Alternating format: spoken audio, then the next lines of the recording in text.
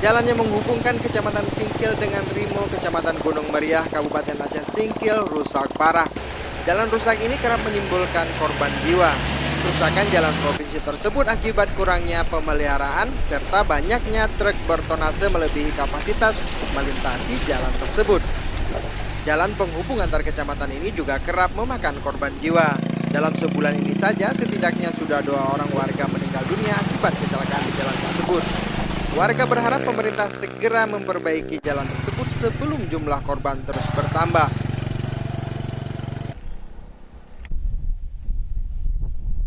Dari Kabupaten Aceh Singkil, Jakartawan melaporkan untuk Aceh Video.